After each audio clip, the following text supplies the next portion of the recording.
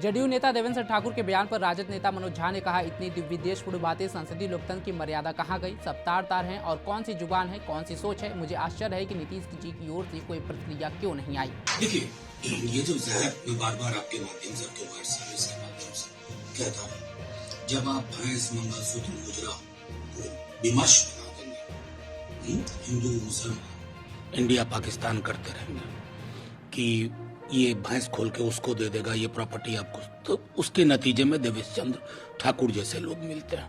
उनको लगता है कि नॉर्मल है। इतनी विद्वेषपूर्ण बात है, मतलब संसदीय लोकतंत्र की मर्यादा कहाँ आ गई? सब तार है। 5,15,000 लोगों ने इनको वोट दिया है और तकरीबन मैं समझता हूँ 6 लाख लोगों ने इनको वोट नहीं दिया, जिसमें 470 के आधार पर अर्जुन राय जी को मिला हमारे दल से, जो तो यानी उसके सांसद कोई और हो जाएंगे क्या? ये कौन सी जुबान है, ये कौन सी सोच है? मुझे तो आश्चर्य है कि नीतीश जी की तरफ से कोई प्रतिक्रिया क्यों नहीं है। नीट पेपर लीक मामले पर केंद्रीय मंत्री जीतन राम मांझी ने कहा, यह भाजपा, कांग्रेस या महागठबंधन का मामला नहीं है। इस पर सरकार बहुत सख्त हुई है और कार्रवाई कर रही है। हमें ऐसा लगता है कि आगे से ऐसी घटनाएं नहीं होंगी, लेकिन पेपर लीक होने पर स्वाभाविक रूप से गरीब छात्रों के साथ न्याय नहीं हुआ। नहीं, इसमें भाजपा और कांग्रेस और महागठबंधन का मामला नहीं है।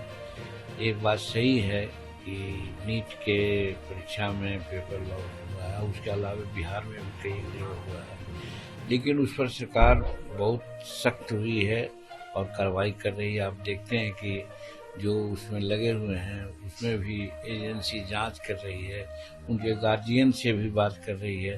तो कहने का मतलब है कि उसको एरिडिकेट करने के लिए, खत्म करने के लिए सरकार कटिबद्ध हो गई है और हम समझते हैं कि आगे अब इस प्रकार की बातें नहीं होंगी।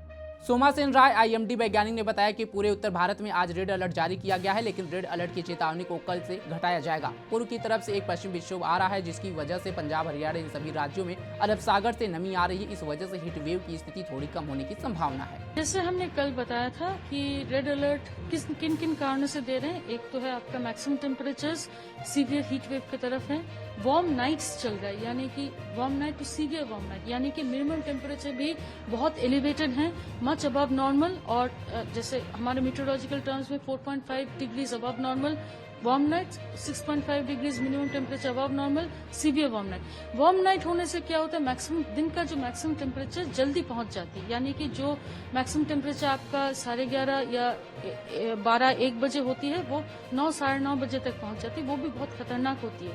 ये दोनों कारण के साथ तीसरी कारण है स्ट्रॉन्ग सरफेस विंड्स ब्लो कर रही है, जो 25 से 35 किलोमीटर प्रति घंटा और 45 से 47 डिग्री का टेम्परेचर के साथ बह रही है।